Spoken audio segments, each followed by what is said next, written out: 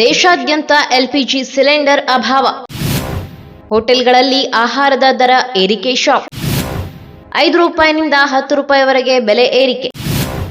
1 ತಿಂಗಳಿಗೆ 1 ಕುಟುಂಬಕ್ಕೆ 1 ಸಿಲಿಂಡರ್.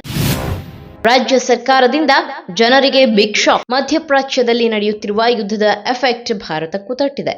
ದೇಶಾದ್ಯಂತ ಎಲ್ಪಿಜಿ ಸಿಲಿಂಡರ್ ಅಭಾವ ಉಂಟಾಗಿದೆ. ಈ ಹಿನ್ನೆಲೆ ಒಂದೊಂದಾಗಿ ಹೋಟೆಲ್ಗಳು ಬಂದ್ ಆಗುತ್ತಿದೆ. ಈ ಮಧ್ಯೆ ಆಹಾರ ದರ ಏರಿಕೆ ಶಾಕ್ ಎದುರಾಗಿದೆ. ಎಲ್ಪಿಜಿ ಸಿಲಿಂಡರ್ ಅಭಾವ ಹಿನ್ನೆಲೆ ಹೋಟೆಲ್ ಮಾಲೀಕರು ಈಗಾಗಲೇ ಮೆನುವಿನಲ್ಲಿ ಕೆಲ ಆಹಾರಗಳನ್ನ ಕೈಬಿಟ್ಟಿದ್ದಾರೆ. ಈ ಬೆನ್ನಲ್ಲೇ ಆಹಾರದ ಬೆಲೆ ಏರಿಕೆ ಮಾಡಲು ಹೋಟೆಲ್ ಮಾಲೀಕರು ಮುಂದಾಗಿದ್ದು, ಹೋಟೆಲ್ನಲ್ಲಿ ದರ ಏರಿಕೆಯ ಬೋರ್ಡ್ ಹಾಕಿದ್ದಾರೆ. ಈಗಾಗಲೇ ಕನಿಷ್ಠ 5 ರೂಪಾಯಿಯಿಂದ 10 ರೂಪಾಯಿವರೆಗೆ ದರ ಏರಿಕೆ ಮಾಡಲಾಗಿದೆ.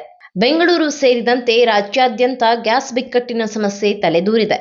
ಸರ್ಕಾರ ಕೂಡ ಎಲ್ಪಿಜಿ ಸಿಲಿಂಡರ್ ಅಭಾವದ ಸಮಸ್ಯೆಯನ್ನ ಸರಿದೂಗಿಸಲು ಸಭೆ ಮೇಲೆ ಸಭೆ ಮಾಡುತ್ತಿದೆ. ಮುಖ್ಯ ಕಾರ್ಯದರ್ಶಿ ಶಾಲಿನಿ ರಜನೀಶ್ ಅವರು ಹೋಟೆಲ್ ಮಾಲೀಕರ ಜೊತೆ ಮಹತ್ವದ ಸಭೆ ನಡೆಸಿದ್ದಾರೆ. ಬೆಂಗಳೂರು ಹೋಟೆಲ್ ಮಾಲೀಕರ ಸಂಘದ ಅಧ್ಯಕ್ಷ ಪಿಸಿ ರಾವ್, ಸಂಘದ ಕಾರ್ಯದರ್ಶಿ ವೀರೇಂದ್ರ ಕಾಮತ್, ಜಿಬಿಎ ಆಯುಕ್ತ ಮಹೇಶ್ ರಾವ್ ಸೇರಿದಂತೆ ಹಲವರು ಭಾಗಿಯಾಗಿದ್ದರು. ಇನ್ನು ರಾಜ್ಯದಲ್ಲಿ ಆಗಿರುವ ಗ್ಯಾಸ್ ಬಿಕ್ಕಟ್ಟಿನ ಮಧ್ಯೆ ಸರ್ಕಾರ ಮಹತ್ವದ ನಿರ್ಧಾರವನ್ನ ಕೈಗೊಂಡಿದೆ.